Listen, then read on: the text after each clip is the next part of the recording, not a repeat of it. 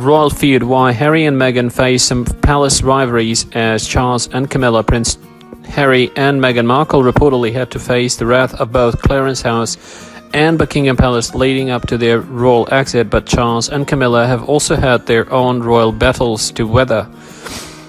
Harry and Meghan shocked royal fans worldwide with their unprecedented royal exit announcement at the beginning of this month. The Sussexes' departure was preceded by a number of moves that were interpreted as the pair moving even further away from the structures of the palace. The Duke and Duchess's departure for Frogmore Cottage in Windsor was specially viewed as a decisive split from William and Kate's royal household at Kensington Palace. It was reported at the time that the Sussexes had wanted to establish their own court at Windsor. However, the Queen clipped their wings by demanding that their official offices be located under her own at Buckingham Palace, thereby lessening the chasm between different royal offices. However, with Harry and Meghan's unprecedented royal exit this month, the schism between their household and the palaces is bigger than ever.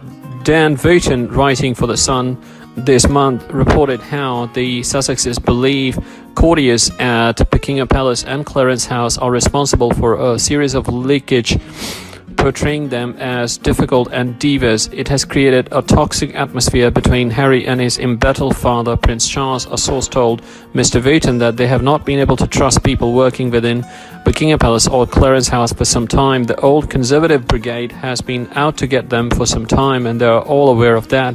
There is a feeling Charles should have stepped in here, got the family and the courtiers behind them, and stopped all this backbiting. However, the schism between the palaces could be a familiar story for Charles, who weathered his own battle with Buckingham Palace. In the difficult years following the sudden death of Princess Diana, Clarence House and Buckingham Palace were rival courts as Charles fought for the acceptance of Camilla Parker Bowles as his new partner. Royal biographer Penny Junor, in her book 2005, The Firm, writes, by that time the schism the size of the mall had developed between Buckingham Palace and St. James's. The firm was split down the middle, with one side sniping at the other, and the senior courtiers from both camps hardly on speaking terms. The mistrust of Charles' press secretary Mark Boland became so chronic that he would now be excused from meetings for fear that he would leak anything that was said during a meeting to the press. In the Queen and her aide's ideal world, Camilla would have immigrated to another planet.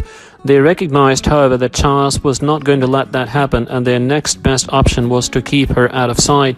However, she continues, Boland was specifically instructed by the prince to make Camilla visible, to bring her out into the open so that the day would dawn when the public would view her as a legitimate part of his life, which is precisely what he achieved. A clash was inevitable. Another royal expert has pointed out at that time that the public lash against Camilla was fierce. Veteran royal photographer Arthur Edwards wrote in The Sun this month, Charles is a man who, after the death of Diana, his marriage to Camilla suffered more adverse publicity than any member of the royal family in modern times. He didn't run away, he didn't hide, he didn't criticize, he didn't ban anyone from the rota. Charles and Camilla faced up to the criticism, got on with it, and showed there were two people who want to do their duty for the country. No matter what bad publicity they have had, they've always looked straight down the camera and won over their critics.